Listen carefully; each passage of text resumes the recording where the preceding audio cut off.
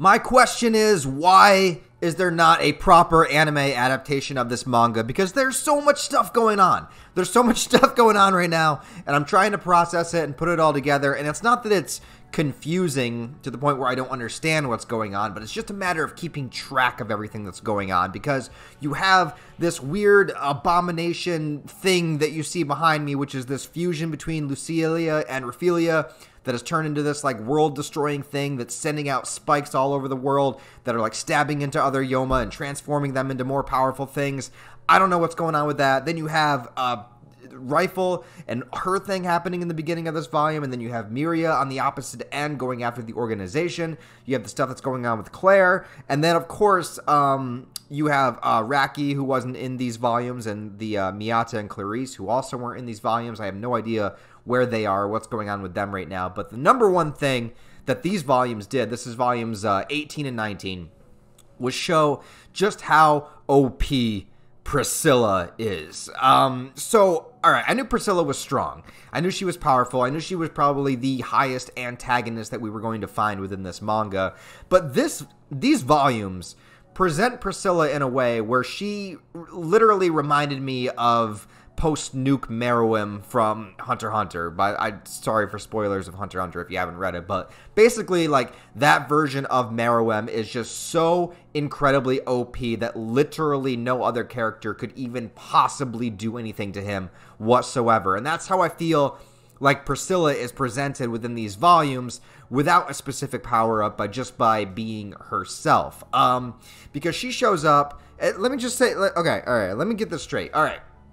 So the first thing is, Rifle is fighting against one of the twins, Alicia and Beth, who are the most powerful things that the organization has to offer. And, you know, the one that's fighting against her can't really fight correctly because the other twin, they're connected, like, telepathically or, like, psychic link.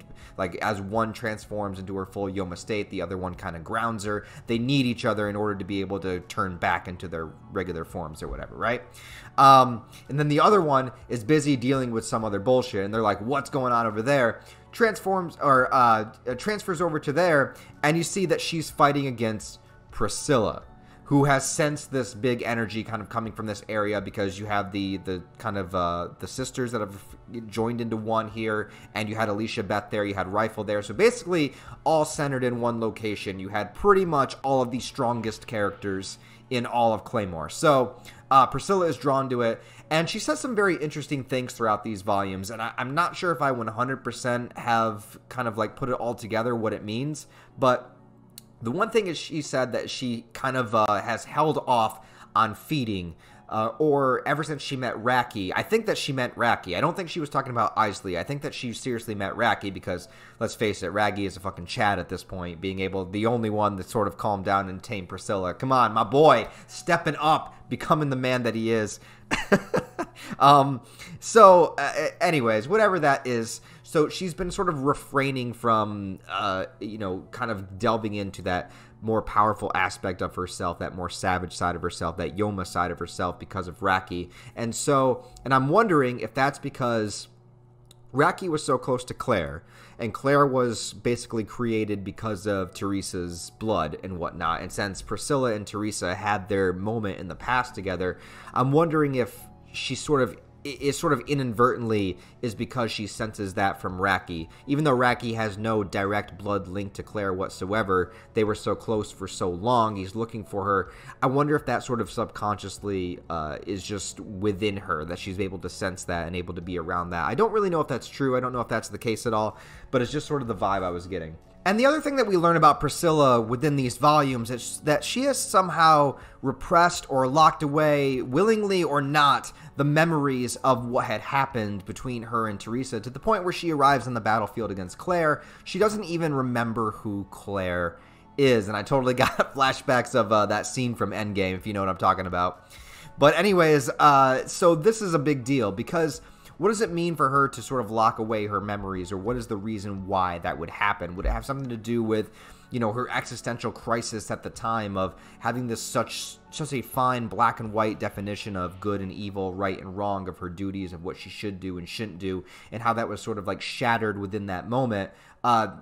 could her mind have been broken or been shattered within that moment as well? And is that why she acts a little bit more childlike at times? Is that why she's a little bit more docile? Like, I don't know. But then when she unleashes, when she actually goes into this like combat mode that she's in within these volumes, she absolutely wrecks everything around her to the point where nobody, like I said, she's freaking Meruem levels. Like she's to the point where nobody can attest to her whatsoever. And she unleashes quite the amount of devastation to the point where she's severing a lot of the plot threads that are happening within this story single-handedly. Number one, after killing Alicia and Beth, the top two, number one and number two claymores of the organization, she rips them apart. Then she goes to Rifle, and I love this moment. What's his name? Dauf? I still don't really know how to pronounce this dude's name. I love this guy, man, because he's big, he's oafish, he's a little bit of a dummy, but at the same time, he's so in love with Rifle, or he cares about her so much, he wants to protect her, he's doing his duties, he's trying his best to protect her. When this creature comes, when this Pricilla thing comes, he's like holding her, trying to keep her away from Rifle and everything. And I love the protective nature of it. Like, he really sort of like has won me over as a character, because I feel like he keeps that sort of protector vibe. Even though Rifle is way stronger than he is, he has this sort of like protector sort of vibe to her, but just because he happens to be like her man, or at least like, I mean, I don't know how serious they really were at the end, but at the same time, they were sort of this power duo, this power couple throughout the manga, and he tries his best, and he even allows himself to be transformed further with, like I said, the other shit that's going on with Lucilia and her combined form, or whatever is happening here. And so he tries that, and he tries to defeat Pricilla, but still does not achieve that, and Pricilla takes them out. So within these last few volumes, we have had like all these number ones. We've had Isley taken out, we've had Alicia and Beth taken out, Rifle taken out. Like, all of these major players of the story have been taken out, and I have mixed feelings about it. I do, because I know that Claymore, I know that Pricilla is our main big bad, our main prime antagonist, but there was also a lot of things set up, with multiple. What I liked about the story is that there are multiple characters doing things at the same time, and they all have their each independent goal. It's not just like there's only Pricilla. You had the three kind of factions. You had Isley, and then you had Rifle, and you had Lucilia. So you had these like three factions, and you also had the organization, and you had so many different sort of moving threads. But it seems like in the last couple of volumes, they've just been kind of like the pegs have just been knocked down one after the other, and I have mixed feelings about it, because on the one hand, like, is it awesome to see Pricilla just come out of nowhere and just dominate and just be this sort of like prime focal force that is living up to all of the expectations that she's been built up to? Yes, that's badass, that's awesome. At the same time, I kind of wanted to see a little bit more from the Alicia Beth stuff. I kind of wanted to see Rifle stick around a little bit longer, you know what I mean? I wanted to see Isley stick around a lot longer than he did. I did not expect him to die in the last volume before these two. So, there's a little bit of a confliction there. But anyways, so yeah, the battle starts between Pricilla and Claire just immediately decides that she's going to just go full Yoma. She doesn't care. She's full locked into vengeance. Her Beast of Darkness is in full form. She's ready to just go throw it all away, while her friends, Helen and Deneve, are just kind of sitting there watching helpless. But she's unable to transform all the way. Something is blocking her, where she was starting to do it during her battle with, the lion creature. What was his name? Rigaldo, that's it. And I want you to know I did just remember that without having to look it up. Ever since then, she's sort of had this subconscious that is stopping her from going all of the way, basically. And I'm wondering if also this has anything to do with the vision that she had with Raphaelia in the last volume as well. And that plays into the end of these volumes too, is because as they go towards this gigantic creature, they're trying to reach it before Pricilla does, and basically Claire gets absorbed into this thing. Whatever this thing is behind me, my background image here, whatever is happening with this creature that is just growing larger and stronger and sending more things out throughout the world, Claire somehow got kind of sucked into that whirlwind, and I believe Pricilla did as well, or at least she's right there sort of at ground zero while this is happening. And so I don't know what's going to happen with that. I don't know what's going on with that, but I do think that Claire does have still some connection with Raphaelia in her like consciousness, whatever part of her consciousness is still left. So that might have something to do with her kind of like being absorbed into this thing. And I don't know if we're going to have the final fight between Claire and Pricilla happening inside of this creature, like literally inside of this gigantic thing. I don't really know. But then the story just immediately shifts, and the last few chapters of Volume 19 focus on Meruem, who I completely forgot about. I completely forgot existed. And she is going on a tirade against the organization, basically using this opportunity that Alicia and Beth are gone and the Abyss Feeders are out doing their thing. She's sort of just taking the fight to them and kind of ripping through other claymores.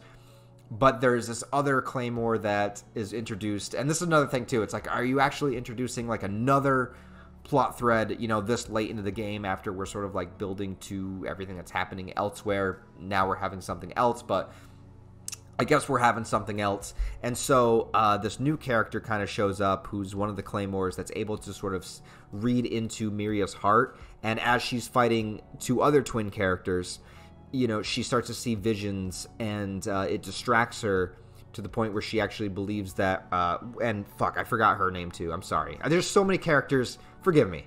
There's so many characters, I forget names. I should really write more of this shit down. But she sees a vision of her, and Meruem is killed because she's distracted and she's seeing, you know, images of somebody else. And so they're able to cut her down. So wasn't expecting that, but I also kind of forgot Meruem existed. So sorry. I know, like, hardcore Claymore fans are like, what the fuck are you talking about? I know, I'm sorry. I forgot. I remember her now that I see her, but I wasn't thinking about her at all. I'm thinking about Raki, number one, and then I'm also thinking about Clarice and Miata, because that was a really interesting storyline that they had going on that I feel like has been dropped. So I hope that comes back. And, yeah, and I hope I see what happens between what is going on within this gigantic creature. And does the organization even care? Are they aware that this creature exists? They must be. And are they going to do anything about it, or are they just going to continue on business as usual? I don't really know. What I do really love about where the story is right now is just how intense it's getting and how the stakes are rising, how we're getting Pricilla put into the forefront, because it's been a while since we've, you know, she's always been sort of like lingering within the story, but now we're actually getting to see her like throw down and see how OP she actually is, and it's pretty terrifying. But I also don't know how far it's planning to take these other storylines, like with these new characters that were introduced at the end of Volume 19, because I figured like the Abyss Feeder thing was going to be kind of like one of the prime final things that the organization was throwing out, but now we have new characters again. So I don't know where that's going to go, and I'm a little bit concerned about it, and I don't know where it's going to take the story. I hope in a really good direction. Much more interested and much more invested in the Claire-Pricilla dynamic than I am anything else happening outside of that, but we'll see if it kind of weaves it all in and all becomes one at some point. So anyways, volumes 18 and 19 of Claymore. So this portion of the story, what do you guys think about it? What are your thoughts on it? If you're kind of reading along with me, I'm sorry it's taken me forever, but we're getting there, and we're almost heading towards the end. So yeah, let me know what you think. Please like this video and comment. Also interact with the video the best you can, because it will help it in the algorithm. Share it with other Claymore fans. Let me know what you think about it down below, and I'll see you guys in the next Claymore review. Take it easy.